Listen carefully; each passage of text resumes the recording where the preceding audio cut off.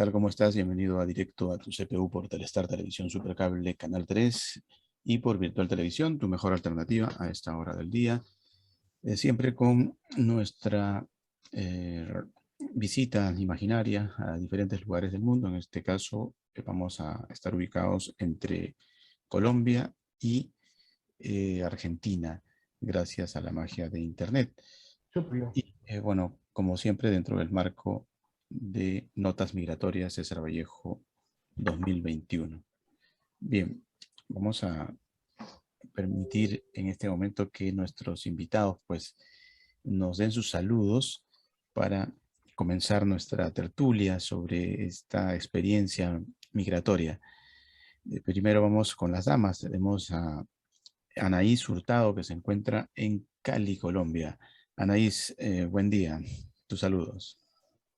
Hola, buenos días. Espero te encuentres muy bien. Coméntanos un poquito de Cali, Colombia, el lugar donde te encuentras. Bueno, Cali es la ciudad donde yo resido ahora. Yo soy venezolana, de Anzoátegui. Pues Cali es una ciudad hermosa, de una vegetación espléndida, eh, donde hay mucha cultura, mucho arte. Fascinada totalmente con el arte visual que aquí se vive y muy agradecida también. Claro, seguramente. Ya nos vas a comentar tu experiencia migratoria. Vámonos con Maximiliano Max, desde Buenos Aires. Descríbenos un poco tus saludos y el lugar donde estás exactamente, Max. Sí, Maximiliano Sacristán, de aquí de una localidad de la provincia de Buenos Aires que se llama General Rodríguez, a unos 50 kilómetros de la ciudad de Buenos Aires. Bien. Bueno, ciertas situaciones que se presentan en Internet, recuerden que a veces la comunicación no es tan continua, ¿no? Hay intervalos estáticos que no permiten tal vez que haya fluidez, pero vamos a tratar de mantener la secuencia totalmente en orden correlativo. Y dentro de la secuencia, pues es básico que nuestros espectadores conozcan ya la parte que nos toca, nos llama en este caso Notas Migratorias César Vallejo. ¿Cómo llegaste a Notas Migratorias, Anaís? ¿Cómo fue que te animaste a participar?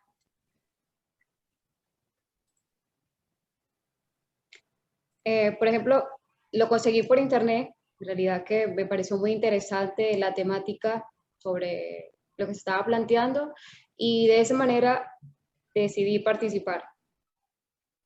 Ujú. ¿Y escribir te costó o ya tenías eso, es parte de tu cultura, de tu práctica, tal vez a nivel de estudios? Para mí es un hobby, pero ya he participado en varios concursos. Por ejemplo, hace como una semana, aquí un concurso muy importante en Colombia que se llama IPIALES. Logré salir entre los más destacados y en la publicación de la antología. Y bueno, de ahí entonces ya también con 3 libros que ya había publicado, pues decidí retomar otra vez a los concursos de poesía que tenía mucho tiempo que no escribía. Ujú. Y coméntanos, ¿cómo así te fuiste? ¿Hace cuánto te fuiste de Barcelona, de Puerto La Cruz, no? Sí, de Barcelona precisamente. Hace 2 años. Ujú. El 1 de octubre se cumplieron 2 años. ¿Cómo fue el que te animaste a irte para Colombia, Cali? ¿Fue una decisión difícil, fácil? No sé. Fue muy difícil porque dejé a mis padres, a mi familia, a mis hermanos. Creo que fue una decisión más por los hijos, para que ellos también tuvieran un poco de esa parte de lo que se llama libertad y que ya no la estaban viviendo. Y entonces decidí dar ese paso para que ellos conocieran también la libertad como yo en mi momento la conocí. Ujú. Bien. Para el caso de Max, él es un anfitrión han llegado muchos inmigrantes a la Argentina. Bueno, la Argentina es un país de inmigrantes, dicen los que analizan un poco la constitución demográfica, tal vez, de Argentina. ¿Qué nos podrías decir al respecto, Max, tu experiencia de ver llegadas foráneas a tu tierra, a tu paisaje? Con respecto a la inmigración, es algo que yo siempre lo viví muy cerca porque soy nieto de un español y bisnietos. Y siempre me interesó la temática, además como participo asiduamente en certámenes literarios, ya me había tocado escribir sobre mi bisabuela italiana en asociaciones que hay ítalo-argentinas y también de España. Así que elegí el género de la poesía porque creo que es el más contundente. O sea, si un poema es breve y es bueno, es mucho más efectivo que la narrativa. Y el tema lo tenía en la cabeza, más que César Vallejo, creo que quienes conocemos su poesía tiene mucho de esa melancolía, esa nostalgia del inmigrante, casi del exiliado, por las cosas que él pasó y padeció. Así que teniendo todo eso en mente, no es un tema que uno empiece a elucubrar cuando aparece el certamen, es algo que uno ya tiene en la cabeza adentro y salió bastante fácil el poema. Pensando, ¿no?, en ese sujeto de enunciación que no yo, pero que soy yo, esa voz narrativa, ese yo lírico del poema que de alguna manera vive el regreso de su abuelo inmigrante que vino a Sudamérica, a la Argentina, y que él de alguna manera también por problemas económicos, por crisis, hace el camino de regreso. Y ese es un poco el meollo del poema. Y en el caso de tu llegada al concurso, ¿a través de internet también lo ubicaste, Maximiliano? ¿O cómo fue que lo ubicaste el concurso?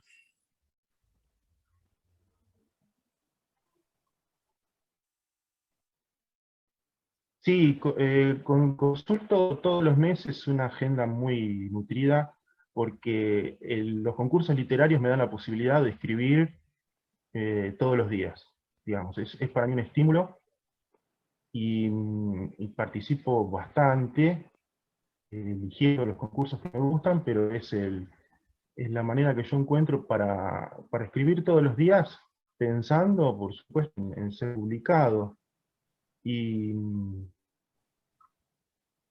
y además el entrenamiento me ha ayudado a avanzar muchísimo en las técnicas porque la breve, voy y vengo por los géneros y eso me ha dado, yo he sentido que he avanzado mucho en cuanto a las técnicas, las narrativas y de los géneros, y ya le digo, me da el estímulo para sentarme a escribir todos los días pensando en que ese texto puede ser premiado, publicado por el mérito, ¿no? Ujú. Bien, en el caso de Anaís tenemos que ella, a propósito de tecnología, pues acepta que solo nos une la tecnología, ¿no? Y esta unión incluso implica Sí, una unión tal vez un poco fuerte, ¿no? Que es la unión con la madre. Solo te une la tecnología con tu familia. ¿Cómo haces? Eh, es fácil acceder a la tecnología en Cali, pero a veces en Venezuela es un poco complicado, ¿no? sí. De aquí es muy fácil, pero donde está mi mamá es muy difícil la parte del internet. A veces pasamos días sin comunicarnos o saber de ella, pero en algún momento del día, cuando le llega el internet, yo recibo ese mensaje de que están bien y ella también sabe de mí de esa manera. Es la única, gracias al internet, es como lo que nos mantiene más cerca, no sentir la distancia más fuerte. Ujú.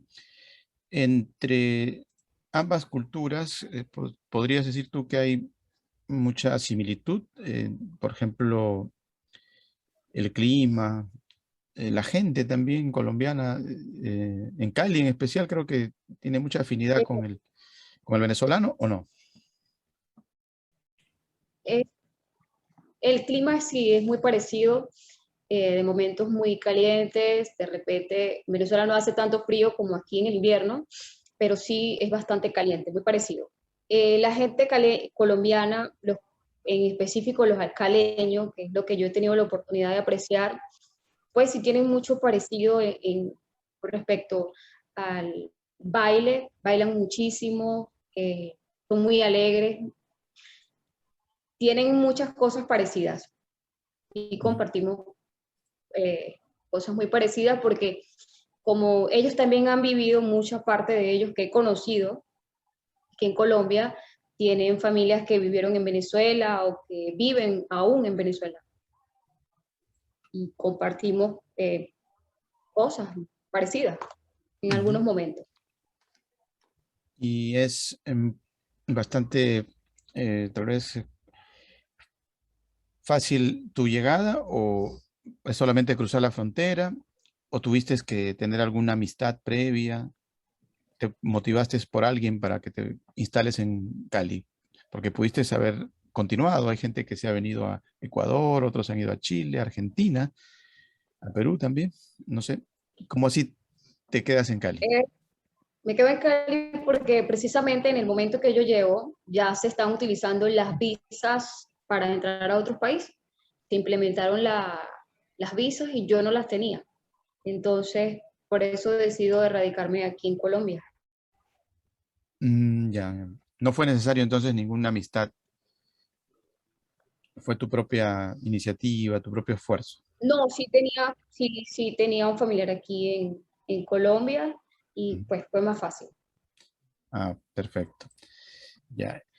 Max, coméntanos sobre ese inmigrante postmoderno que tú nos planteas. ¿Tú crees que tiene un siglo de retraso ese inmigrante? Porque hay una diferencia, ¿no? Entre los que constituyeron Argentina, Uruguay, toda esa zona, que vinieron de España, como tú dices, tus abuelos, y los que actualmente están inmigrando.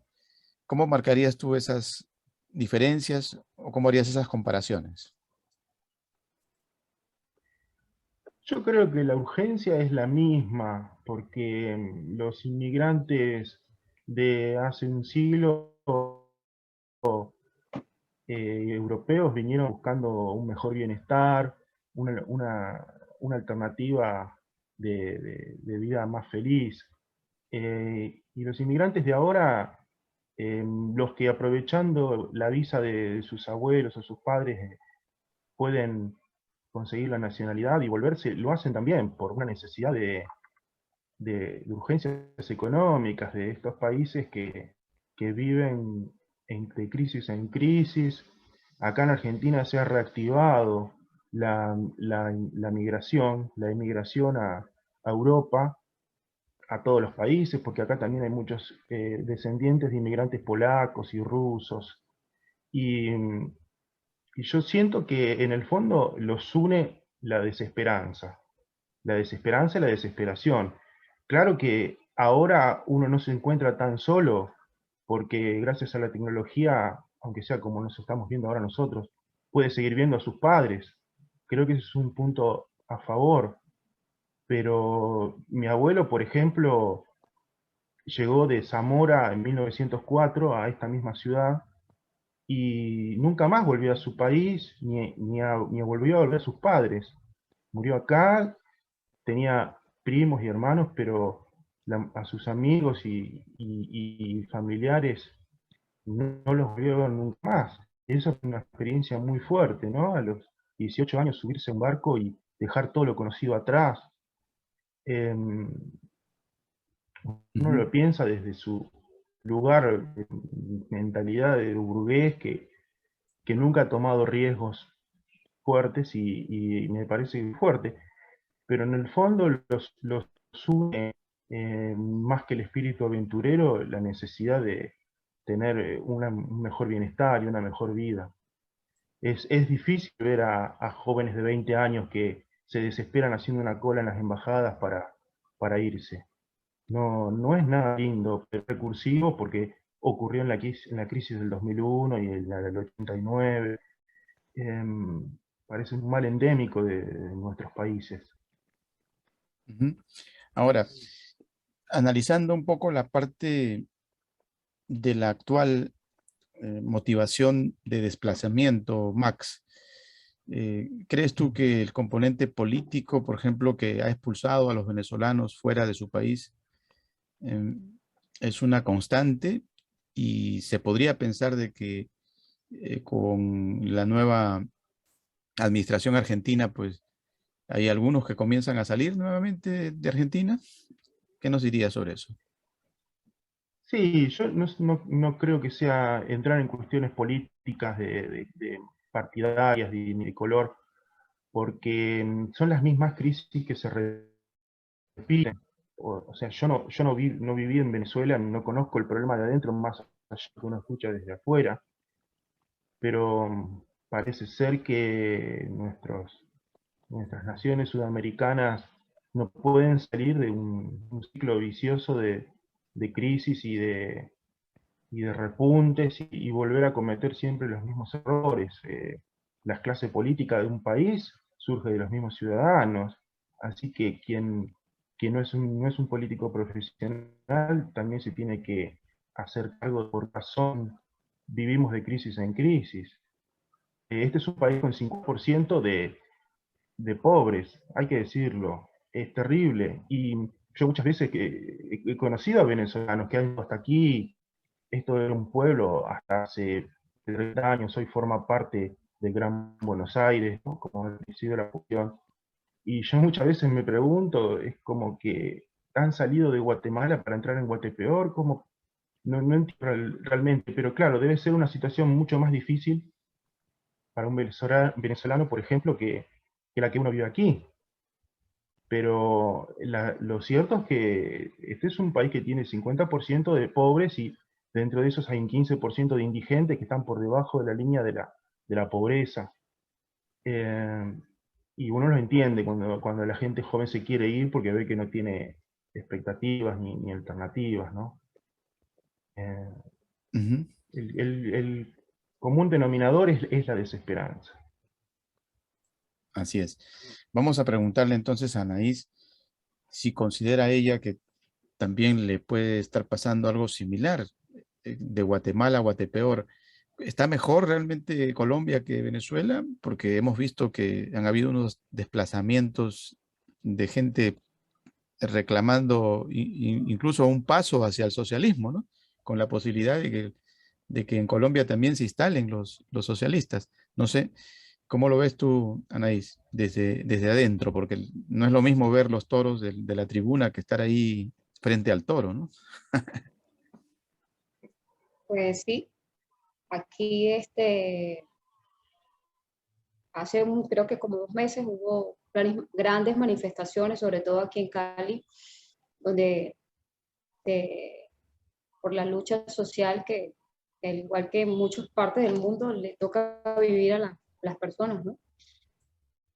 En realidad, pues hay mucha pobreza, como en todos lados, pero todavía no saben en realidad lo que es vivir en un comunismo destructivo, donde no hay libertad, donde no hay los servicios básicos que, que es la comida y el agua, lo básico, lo que el ser humano necesita. Por ejemplo, yo estoy aquí es por mis hijos porque quería que conocieran la libertad, lo que era parpar otras cosas, ir al colegio de manera normal, no, no oprimidos como se vive allá en Venezuela de manera muy, muy radical y donde pensar distinto es muchas veces lleva a la muerte. Ujú. Es inevitable no llorar, Anaís, como lo dices en tu nota migratoria. es inevitable no llorar cuando escribes porque llevas ese sentimiento quizás y lo plasmas en lo que escribes porque extrañas tu casa, extrañas tu camino, extrañas lo que era normal, cotidiano en ese momento para mí, o sobre todo extrañar a mis padres, que es lo que más me ha costado, me ha dolido, pero que debemos continuar porque ella espera de mí lo mejor y bueno, como ahí lo hago saber, que nuestra única conexión es a través del internet y es inevitable no llorar pensando en ella o pensando en mi padre, que es lo más difícil de todo. Ujú. Bien, bien por eso, Anaís. Nunca hay que perder esa esperanza de que se vuelvan a unir, ¿no? Puede ser en Cali No, también, ¿por qué no? ¿No? claro, sí, pero sueño todavía con que siga siendo en Venezuela. Ujú, claro, claro. Max, en la parte de los buscavidas que planteas, eh, realmente es una búsqueda difícil en estos tiempos contemporáneos. Bueno, en tiempos de Don Paolo, de Italia, que llegaba allá a Buenos Aires, hace en los tiempos de los abuelos, también era difícil, ¿no? Como tú dices, a un Paolo que conocí en Caracas me decía que él había llegado y nunca había retornado a Italia. Y de pronto, un buen día se animó, dijo, bueno, voy a vender todo y me voy para Italia porque ya me cansó mucha delincuencia, Caracas, mucha delincuencia. Y le preguntábamos a Paolo, pero Paolo, ¿estás seguro? Recuerda que tú saliste de allá y nunca volviste, ¿no? No, es que es otro mundo. Y se fue, Paolo. Bueno, a los 2, 3 meses o medio año, Paolo nuevamente estaba en Caracas. Y cuando lo vimos, nos llamó la atención, ¿no? Porque, oye, ¿eres tú, Paolo? Pues, sí, ¿quién más va a ser? Hostia, dice que yo soy Paolo, ¿no? ¿Y qué pasó? Y estaba triste. ¿Qué le había pasado? Él era tirolés. Tirol es un pueblo entre Italia y Alemania, ¿no? Y por lo general en Tirol la mayoría son católicos. De ahí salen los grandes sacerdotes, ¿no? Pero resulta que creo que estuvo por Semana Santa. Y dice que los muchachos andaban en las playas desnudos, esa gente anda desnuda. Prácticamente él vio como el infierno en vivo.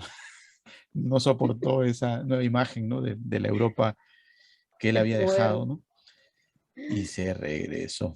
Y le digo, ahora vas a vivir, ahora estás viviendo alquilado. Voy a volver a empezar. Pero ya, o sea, se arrepintió de haberse ido. Eh, Esos cambios, esas renuncias de pronto ya constituyen, por ejemplo, el argentino, ¿no? El argentino que se quedó, que es el inmigrante italiano y que renunció a volver, ¿no? Como tú dices, tu abuelo no volvió más y murió allá y se acabó, ¿no? Eso de volver es un detalle también bastante difícil de que se consolide tal cual lo imaginamos, ¿no? Porque los amigos que dejaste, la Caracas que dejó Anaís, por más que haya sido hace muy poco, ya es otra. Cuando van pasando los años es muy probable de que tú seas más turista que una originaria del lugar, porque todo cambia lamentablemente. ¿Qué nos dices tú, Max, respecto a esos panoramas?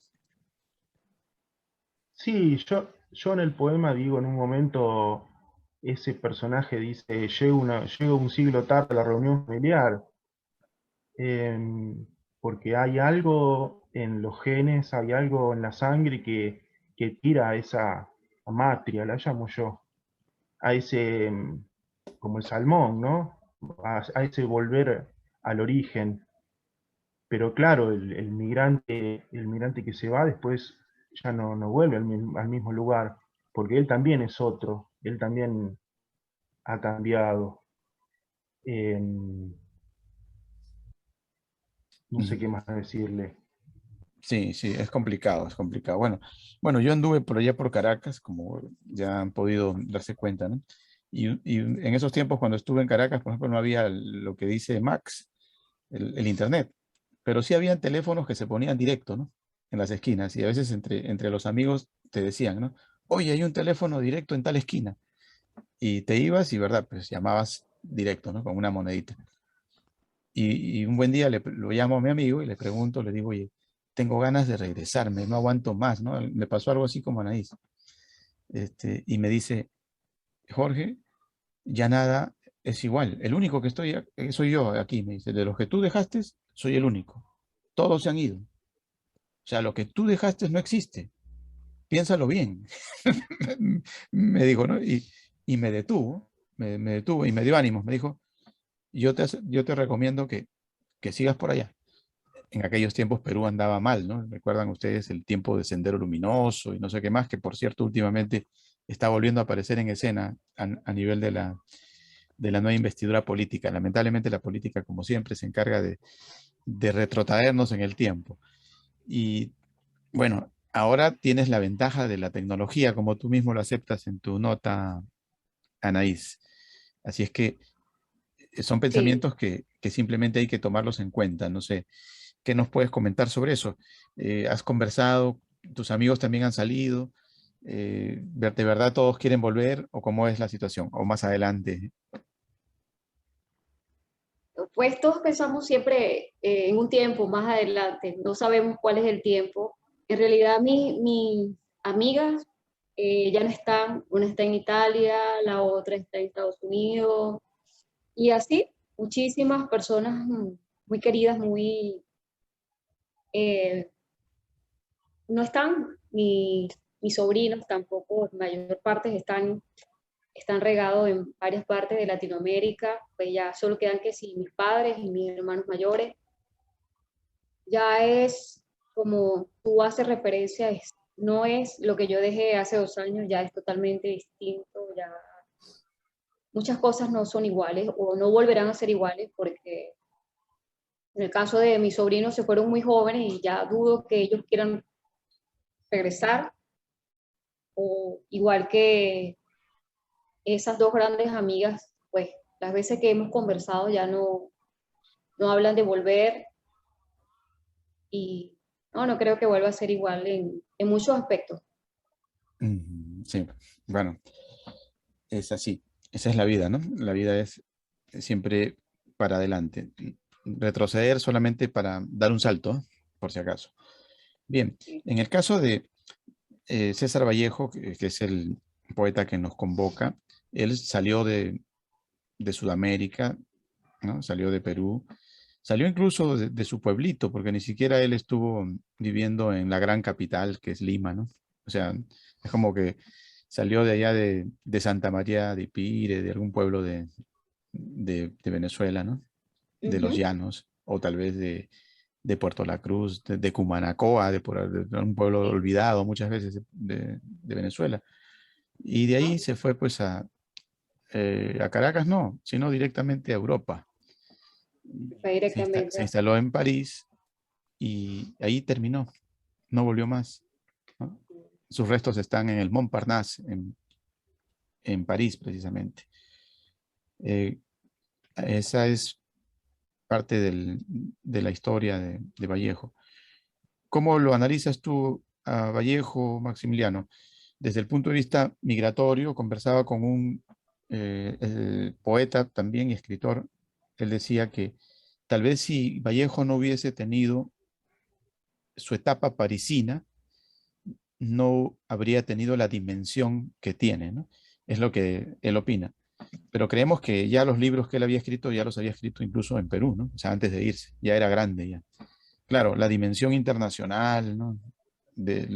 Lo consolida París, que en aquel tiempo París era prácticamente la consagración de cualquier escritor, de cualquier poeta, ¿no?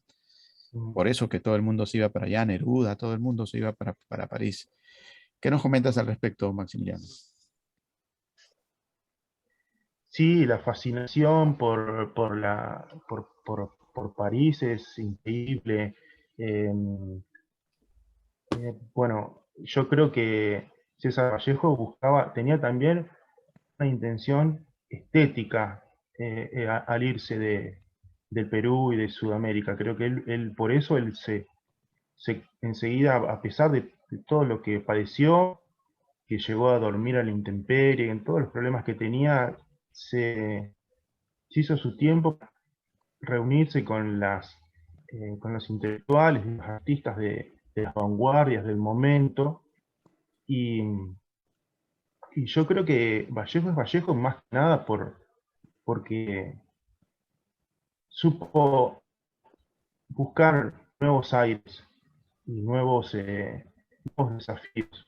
Y también por el trabajo de su viuda, que se encargó de publicar todos los textos de los poemas humanos, todos los textos que quedaron póstumos. Sí, sí, yo creo que sin dudas él consiguió tener el prestigio y la trascendencia de su obra porque de alguna manera tocó el corazón de la cultura, por lo menos lo que nosotros llamamos la cultura universal de Occidente, que es París. Siempre hubo esa fascinación en el siglo XX por las vanguardias y por viajar a París. Acá hay un humorista, me estaba acordando el otro día, que hablaba de los tangueros, porque los tangueros de allá a principios del siglo XX tenían una fascinación por la vida bohemia de París, ¿no? Y muchos tangos que cuentan a estos pobres diablos que terminan muriéndose eh, en una guardilla de París, con frío, con hambre, con soledad, tuberculosos. Y el humorista decía, pero hay que pasarla mal, no es tan linda como París, ¿no? Pero en la tradición del tango está esta cuestión de ir a tener la vida bohemia parisina como un paso, como una prueba de vida y necesariamente pasarla mal. Creo que Vallejo la pasó mal realmente, pero él tenía otra intención. Él tenía creo que yo, una búsqueda estética que lo hizo grande, realmente lo hizo grande como lo es hoy. Porque desde París es otra la trascendencia que puede tener una obra si realmente es buena, ¿no? Y además él pudo superar a veces lo que es una vanguardia. Muchas veces la vanguardia se transforma en moda y escribir dentro de esa jerga termina comiéndose al escritor, al artista.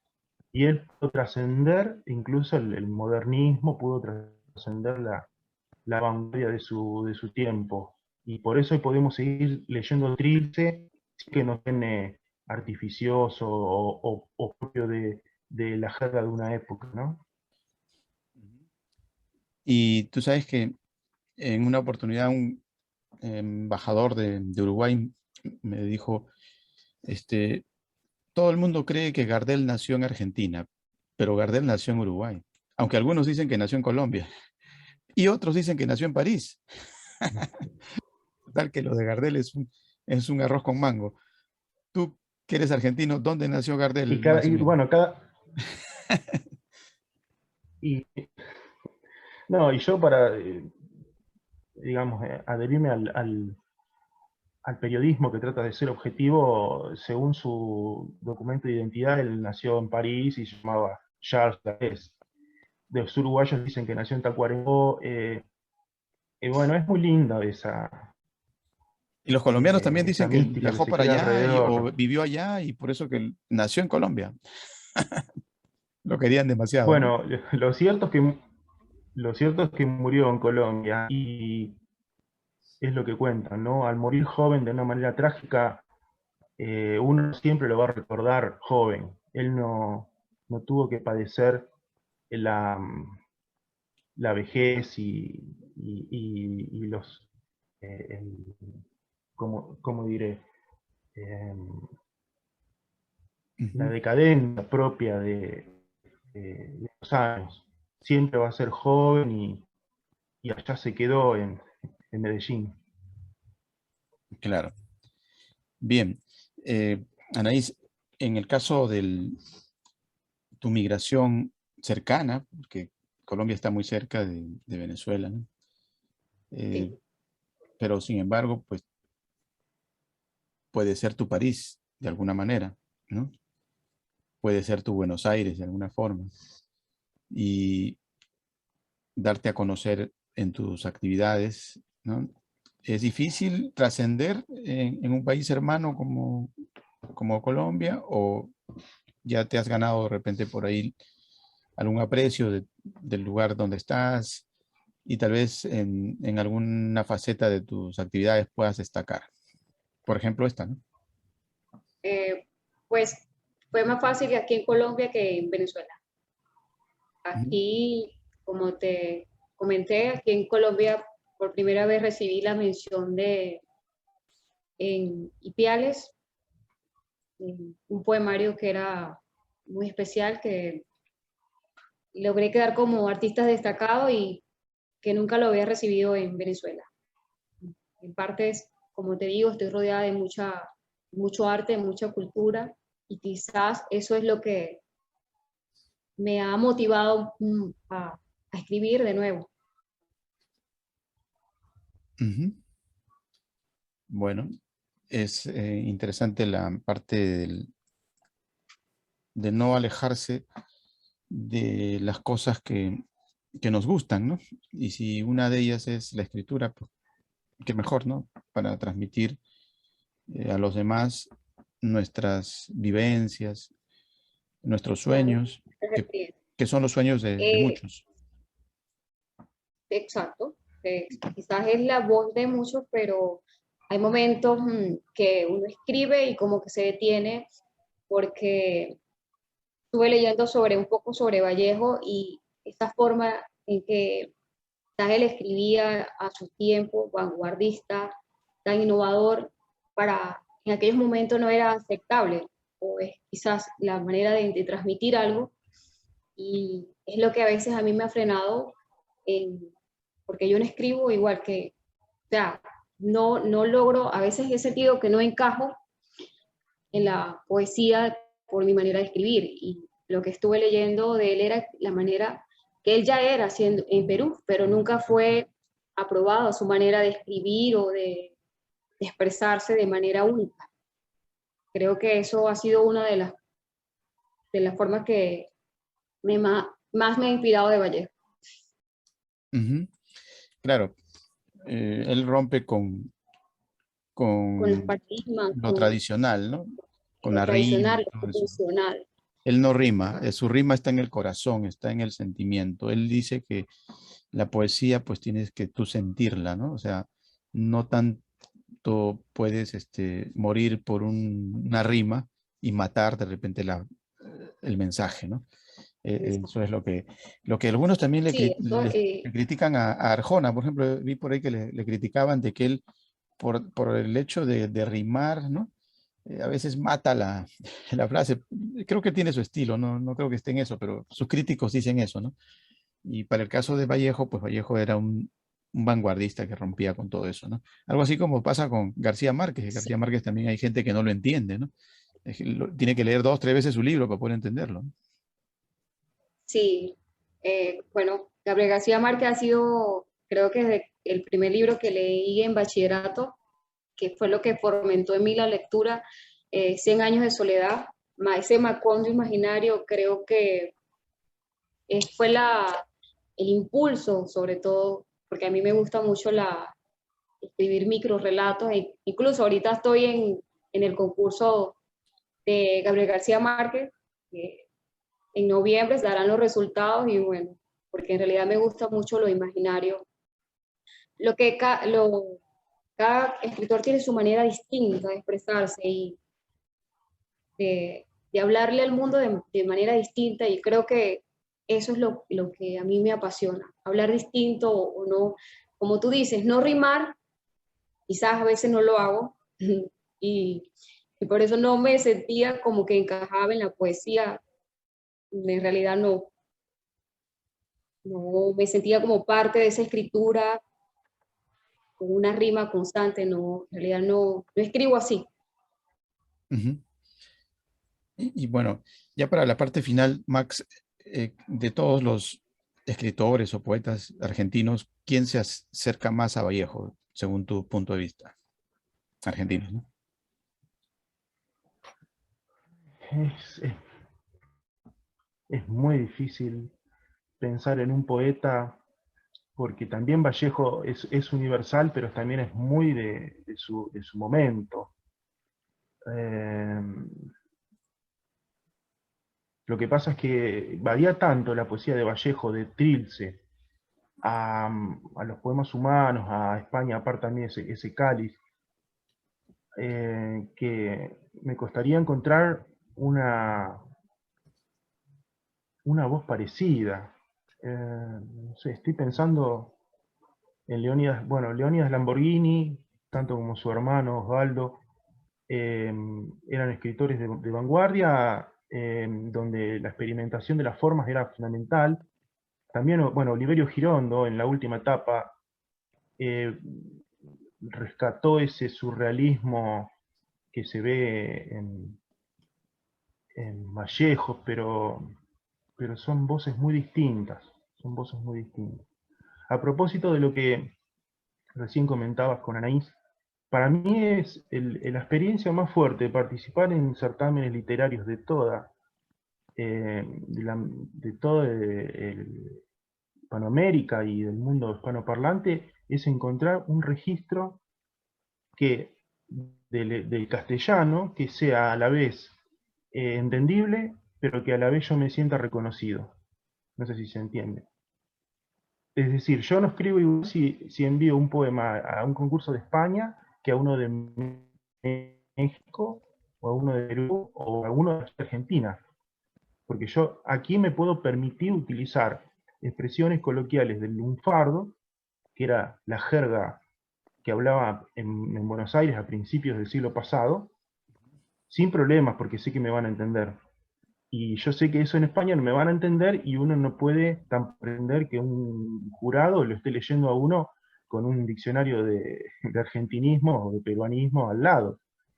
Entonces uno tiene que encontrar el punto justo en donde no traicionarse a sí mismo, usando palabras que no usa, porque yo no uso palabra chaval, ni escribo con tú, ni con vosotros, entonces yo no me sentiría bien, pero a la vez entiendo que si uno participa en un concurso en España, en el extranjero, tiene que buscar un castellano que más o menos esté estabilizado. Y encontrar ese punto justo para mí es el desafío más interesante que yo puedo tener trabajando el lenguaje. Eso creo que es lo más valioso que tienen los certámenes literarios. Por ejemplo, releyendo un poema de Vallejo, un peruanismo que me encanta, que es Encebollarse, ¿no? Ese poema que dice, quiero ser alto pero me encebollo, un poema hermosísimo. Y me encantó, me encantó. Y claro, yo entendí que encebollarse tenía algo que ver con las lágrimas y con la sensación de la nostalgia, el ennui, ¿no? Esa sensación que le llaman los franceses, de esa melancolía casi metafísica propio de un migrante, de un extranjero. Y me encantó, realmente. Son esas pequeñas perlas que uno encuentra en los poemas y que hacen a la riqueza del castellano, que yo lo amo mucho. A propósito, dicho de paso, con esta moda que hay acá en el país de, de los géneros, ¿cómo es que le llaman? Inclusivo, ¿no? Que ahora hablan con la E, el género inclusivo, y más allá de que yo no estoy en contra de estas cuestiones, me parece bárbaro que el lenguaje sea inclusivo, pero siento como que lo están bastardeando. Y como yo trabajo con el lenguaje todos los días y lo quiero tanto, el castellano, me molesta en cierto punto que en cierta manera se lo banalice. Porque aunque uno no hable para E, no quiere decir que está siendo expulsivo con las otras, con la multiplicidad de géneros que puede haber, ¿no? Bueno, en fin. Eso quiere decir que, Es un te debe caer lindo mal, tema. te debe caer mal Maduro, porque Maduro es experto en ese tipo de expresiones soldadas y soldados, ¿no? Médicos y Pediatras, médicas. pediatras. Ah, bueno. Ojalá fuera lo menos malo de Maduro, sinceramente. Si fuera por eso no pasaría nada. Pero creo que el daño que le han hecho a Venezuela, eso es una cuestión menor. Ahora, a propósito de encebollarte, algún día tienes que venir a encebollarte a Perú, porque acá el ceviche es lo máximo, ¿no? No sé si has probado el ceviche allá en Buenos Aires. Si no lo has hecho, pruébalo, te va a gustar, No, no. Max. Para que sientas por dentro también la poesía de la gastronomía peruana, que es muy buena. Anaís, Mm, bueno, ya vamos llegando a la parte final. ¿Qué les querías decir de pronto a tus fans que te van a ver? ¿Mm? Si yo te digo que mis fans no son precisamente que les guste la escritura, sino la parte del fitness, que es en lo que yo trabajo y me manejo. Y no tiene nada que ver una cosa con la otra. Pues mi mensaje para mí en estas notas migratorias es, es que hay que vivir en libertad, no perder la fe, seguir adelante sin importar las, las ¿cómo te explico? Sin importar las circunstancias que te toque vivir. Si te gusta algo, hacerlo porque te nace, porque quieres, porque es lo que te apasiona. Y de esa manera creo que conseguimos todo lo que queremos cuando te apasionas, cuando luchas por lo que quieres, sin importar en el lugar que estés.